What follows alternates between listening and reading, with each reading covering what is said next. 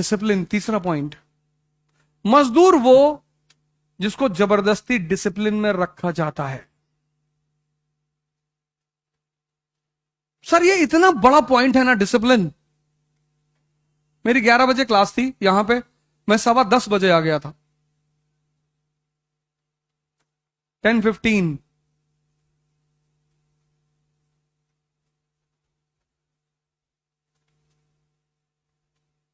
और ये सब मैंने सुधार किया अपने अंदर, ऐसा नहीं कि बचपन से था। ये चीजें मैंने इंप्रूव की, ये भी मैंने भी सीखा।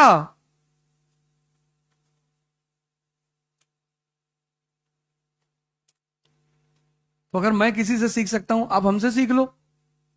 हम सब किसी ना किसी से सीखते हैं। इसीलिए तो जितने भी महान लोग हुए, सबसे पहले क्या ढूंढा जाता, इनका गुरु कौन था।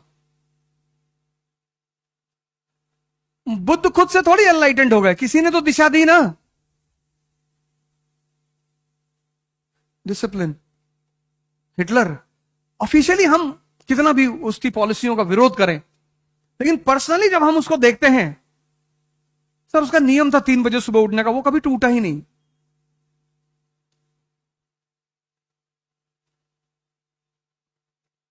टूटा ही नहीं। शराब नहीं पीता था। जर्मनी वाला आदमी, जहां टेम्परेचर -20 है, शराब यूरोप की कल्चर का हिस्सा है। इसलिए इस्लाम बड़ी जबरदस्त पकड़ पश्चिम यूरोप में नहीं बना पाया, क्योंकि वहां का व्यक्ति बिना शराब के जी ही नहीं सकता। सऊदी अरेबिया में इस्लाम पैदा हुआ ना, वहां जो आदमी शराब पिएगा, वहां का आदमी ओल्ड मॉन्क पिएगा, वो डेड मॉन्क हो जाएगा। 50 डिग्री सेल्सियस टेम्परेचर है, लेकिन यूएस, अरे रशिया,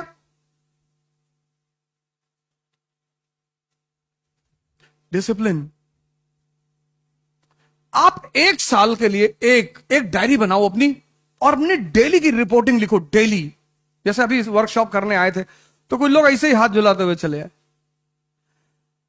कि चलो पांडे आओ, कुछ चुटकुला उटकुला सुना जी, आओ चला जाए।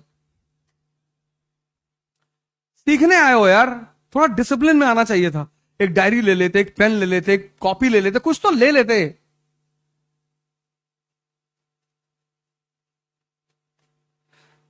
राहत इंदौरी को सुनने आए हो?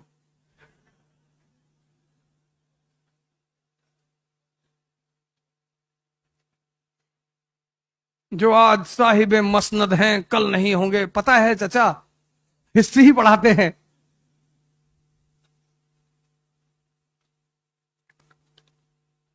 लेकिन अच्छे शायर हैं। अब तो बेचारे रहे नहीं थे, और बहुत अच्छे, बड़ा सरकार के विरुद्ध तंज कर रहा एक कवि का, एक शायर का बहुत अच्छा काम माना जाता, करना ही चाहिए। प्रजातंत्र की सबसे बड़ी ताकत क्या है? अपोजिशन। एक किस्सा उन्होंने सुनाया, मुझे बड़ा अच्छा लगा। उन्होंने कहा, जब इमरजेंसी चल रही थी तो किसी मुशायरे में उन्होंने कहा कि सरकार चोर है, तो दूसरे दिन पुलिस वालों ने छापा मार दिया उनके घर पे। ये उन्होंने ही सुनाया।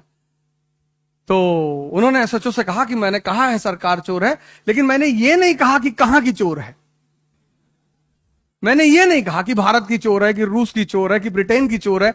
मैंने ये नहीं कहा। तो सब इंस्पेक्टर ने कहा कि साहब आप हमको बेवकूफ समझ रहे हैं, हमको नहीं पता कहां की चोर है।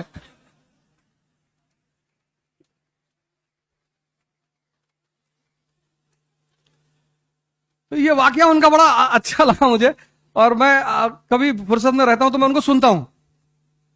विद्वानों के वो, मतलब विद्वान जो लोग हैं ना, विद्वानों से कभी बैर मत करिएगा, कभी भी, कभी भी। पाकिस्तान के एक से एक उलेमा है, मैं उनको सुनता हूं, अच्छा लगता है मुझे। मैं बड़ी सारी बातें उनसे सीखता हूं।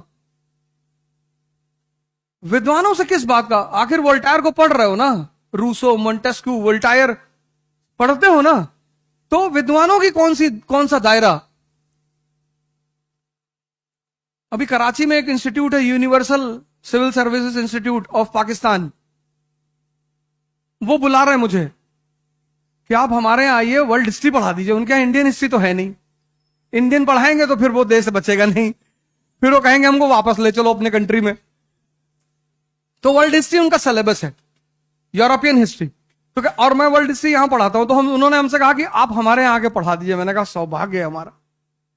थोड़ा सा हालात ठीक हो जाए तो मैं जाऊंगा। टूटा, वो दुर्घटना थी, कोई मिलाएगा भी तो।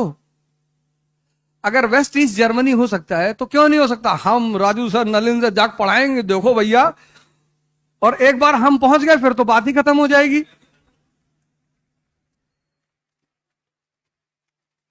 हम पहुंचे तो वहां डिसिप्लिन। आप, ये छोटी बातें हैं, बहुत छोटी। बाकी प्रीलिम्स मेंस इंटरव्यू तो बहुत बाद में आता है। देखिए 2 साल से हैं यहां पे, कितने लोग यहां बैठे होंगे जो 2-2, 3-3 साल से यहां तैयारी कर रहे होंगे। क्या फायदा, क्या फायदा?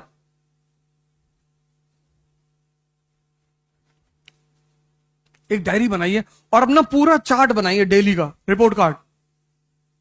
अगर आपका शेड्यूल नहीं है पढ़ने का, मत पढ़िए। कुछ भी करिए, उसकी शेड्यूलिंग करिए कि आज 1 2 3 4 ये काम मुझे करना है, और कोशिश करिए कि वो शेड्यूल किसी भी कीमत पे ना टूटे। आप क्लास आ रहे हैं, आपको कोई बचपन का दोस्त आ गया कि यार मूवी देखने चलना है, अब हमारी बात नहीं मानोगे? अच्छा है, थोड़ा सा लीवर का हिस्सा दे दो, मान ले।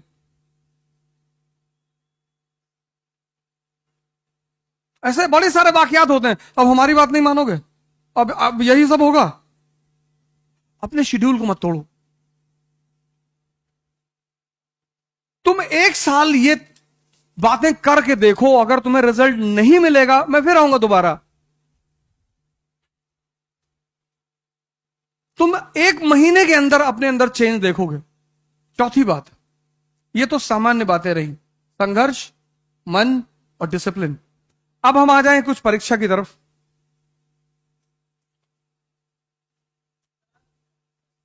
हाँ हाँ बिल्कुल।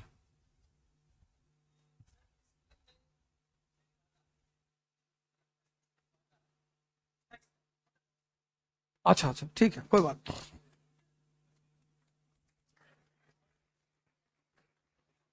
ये तुम्हारी बाधा नहीं है। इस इस चक्कर में विश्वामित्र का प्री नहीं निकला।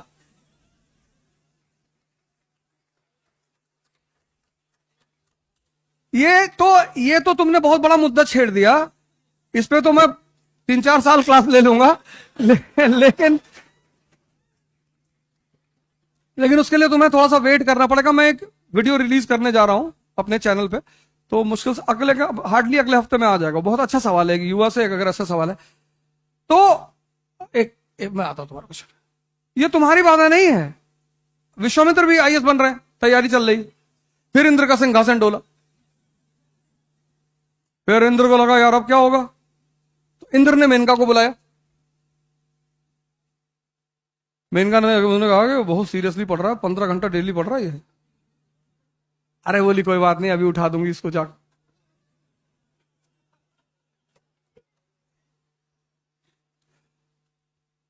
और जैसे तुम आंख आंख बंद करके सोचते हो, ऐसे विश्वामित्र बैठे थे और जाके उन्होंने चूड़ी ऐसे खनखाई, उन्होंने एक आंख खोल के देख लिया, ये लड़की खड़ी।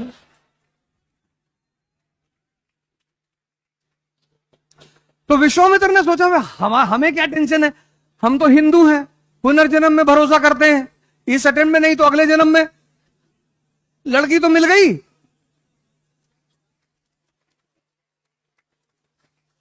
ऊर्जा है, इसीलिए इस देश में शिवलिंग को मंदिर में बनाया गया। उसके ऊपर कोबरा साहब, विज्ञान भैरव तंत्र एक किताब है, कभी तुम्हें मौका लगे जरूर पढ़ना। Conversion of energy. जो बच्चा है, बच्चा, वहां सेक्स हार्मोन एक्टिव नहीं है, इसलिए बच्चे की जो सबसे बड़ी तमन्ना है ना, वो है चॉकलेट।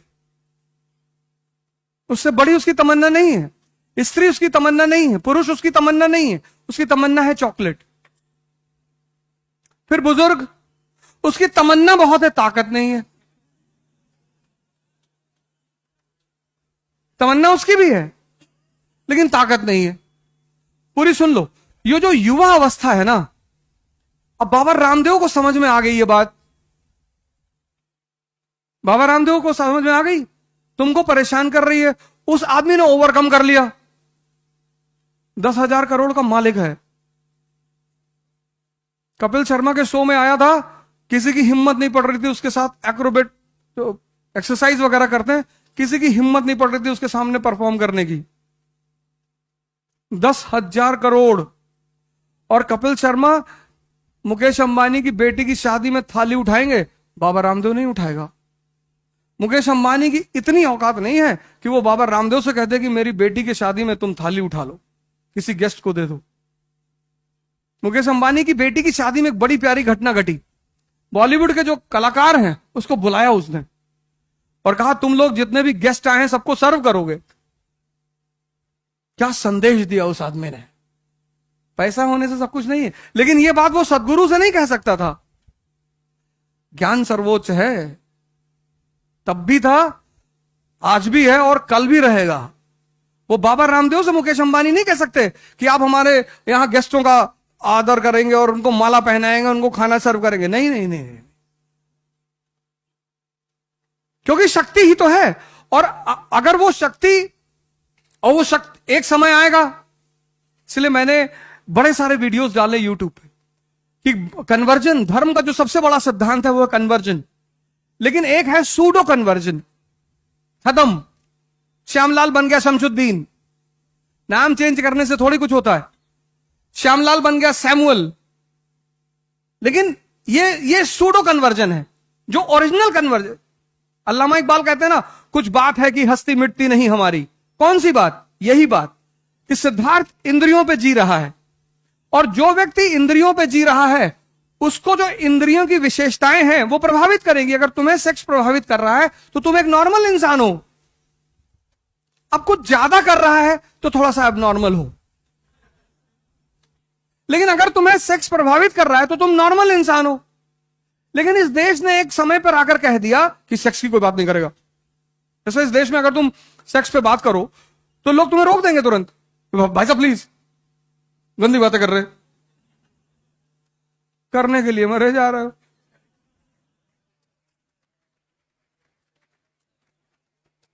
बात तो कर लो।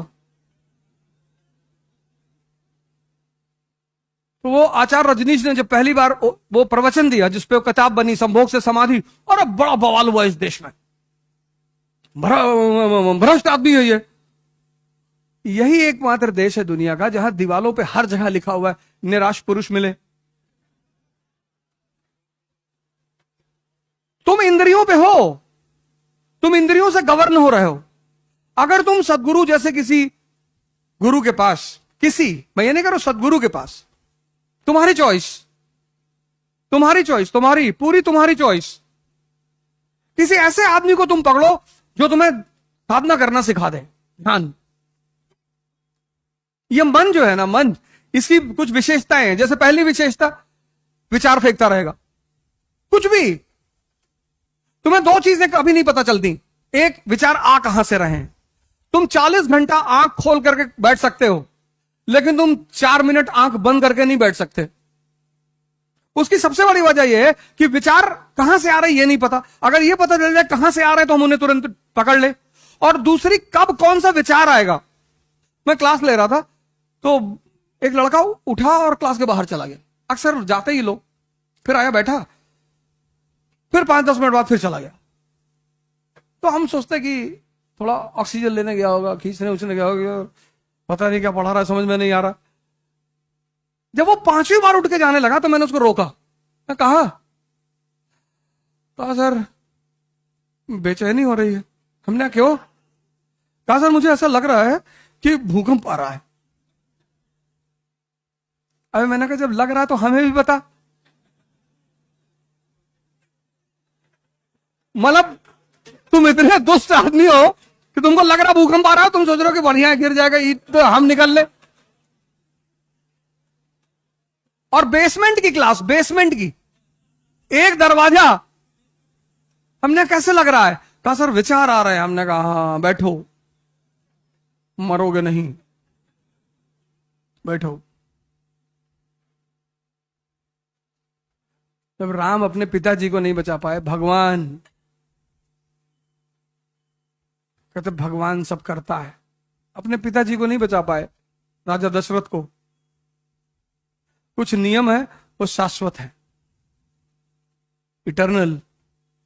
तुम्हें इसके लिए साधना करनी पड़ेगी। तुम सबको, यहां जितने युवा बैठे हैं, यही तो भगत सिंह की यूएसपी है। हम में और उस व्यक्ति में क्या फर्क है? ये देश आजाद उन्हीं जैसे लोगों की वजह से हुआ, और आज परेशान है क्योंकि यहां के जो भगत सिंह है उनको सेक्स परेशान कर रहा है। तुम ही तो हो भगत सिंह, जिसकी मां ने तुमसे पूछा कि बेटा शादी कर लो, तुमने कहा हम नहीं करेंगे, हमारी मां गुलाम है, हम शादी। तुम्ही ने तो कहा था, तुम ही तो युवा थे, और कौन था? तुम ही तो थे। फिर तुम ही थे जिसका 4 kg वेट बढ़ गया था मरने से पहले। तुम ही थे जिसने कहा था कि 15 पेज बचा है उसको पढ़ लेने दो, और आज तुम कह रहे हो कि सेक्स परेशान कर रहा है। इसलिए ये देश परेशान हो रहा है क्योंकि यहां का युवा वो भटक गया, उसको रास्ता नहीं मिल पा रहा है। उस क्यों भटका? उसने जीवनियां पढ़नी छोड़ दी, उसने ऑटोबायोग्राफियां पढ़नी छोड़ दी। एक मेरे मित्र हैं, उनके भाई भतीजे राजेंद्र नगर में रहते थे, तब तो वापस घर चले गए। तो उन्होंने मुझसे कहा कि अवध यार जरा उसको पैसा दे दो कुछ। हम पैसा लगा नहीं पाए, कुछ दे दो। तो हम उनके कमरे पे गए पैसा देने के लिए, तो वो कुछ हल्दी और शहद वहद लगाया हुआ था चेहरे पे। तो हमने पूछा कि ये क्या? कहा भैया चाचा वो हल्दी लगाए हैं, शहद लगाए हैं ना। क्यों? कहा कि इससे चमक आती है। तो उन्हें तुरंत फोन निकाल के अपने वो मित्र को फोन किया। हमने कहा इसको ले जाओ, ये अगर 60 जन्म आईएएस देगा तो भी नहीं होगा इसका। ऐसे क्या कह रहे हो यार? मैंने इसका बेसिक कॉन्सेप्ट नहीं क्लियर है। ये चमक आ रही है पावर की वजह से, यहां क्यों नहीं आ रही, वहां क्यों नहीं आ रही है? जब इतना बेसिक सिद्धांत तुम्हारा क्लियर नहीं है तो तुम आईएएस बनोगे? जहां इकोनॉमी, पॉलिटी, सोसाइटी सबको मिलाकर सोचना पड़ता है। इंटरडिसिप्लिनरी प्रिपरेशन है ये। इस प्रिपरेशन की सबसे खास बात यह है इंटरडिसिप्लिनरी। तुम्हें इकोनॉमी समझ में नहीं आई, तुम्हें पॉलिटिक्स कभी नहीं आएगी, आएगी ही नहीं। यही तो एक खतरा है। हम क्यों बार बार तुमसे कहते हैं एनसीईआरटी पढ़ने का? तुम्हारा बेस मजबूत हो जाएगा। तब तुम बेस मजबूत होने के बाद जब सारे सब्जेक्ट को कनेक्ट करके पढ़ोगे। अफगानिस्तान में स्त्रियों की दशा बुरी क्यों है? क्योंकि वो इकोनॉमिक तौर पर इंडिपेंडेंट नहीं है। पराधीन सपनों सुख नहीं, इस्लाम रीजन नहीं है। इस प्रिपरेशन की सबसे अहम पहलू क्या है? इंटरडिसिप्लिनरी। यहां तुम सेग्रीगेट करके नहीं पढ़ सकते।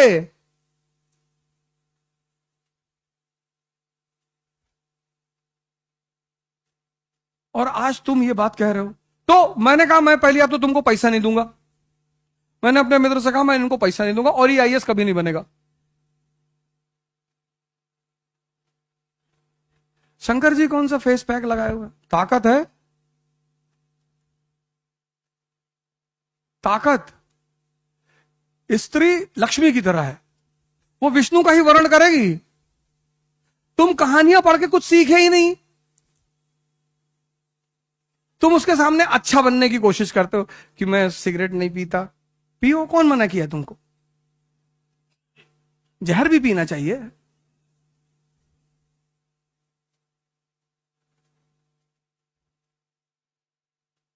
समुद्र मंथन से लक्ष्मी जी निकली, देवताओं और असुरों में झगड़ा हो गया, हम शादी करेंगे, हम शादी करेंगे। उन्होंने कहा लाइन से लगा बैठ जाओ, मैं डिसाइड करूंगी।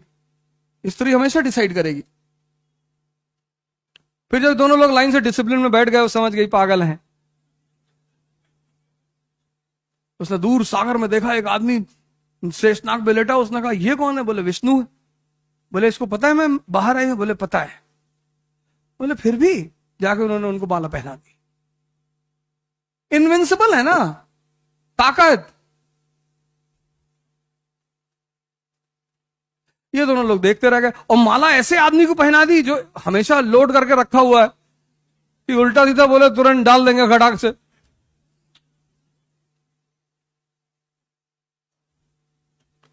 तो तुम सेक्स से इसलिए परेशान हो क्योंकि तुम्हारा मन बहुत कमजोर है। तुम्हारे पास कोई इतना बड़ा गोल नहीं है जो इस छोटी सी चीज को ओवरशैडो कर जाए। तुम्हारे पास कोई नशा नहीं है। ये जो तुम शराब को नशा मानते हो, ये सबसे घटिया नशा है। पीते हो तो अच्छी बात है, कोई बात नहीं, लेकिन बाप के पैसे का कभी मत पीना। बड़े मेहनत का पैसा होगा। आप में से बहुत सारे लोगों के पिता एक सामान्य सैलरी पाते होंगे और वो आपको पैसा देते होंगे। अपने पिता के पैसे को कभी इधर उधर मत करना।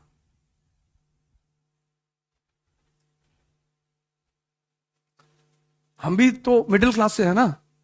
हमारे पिताजी पोस्ट ऑफिस में थे।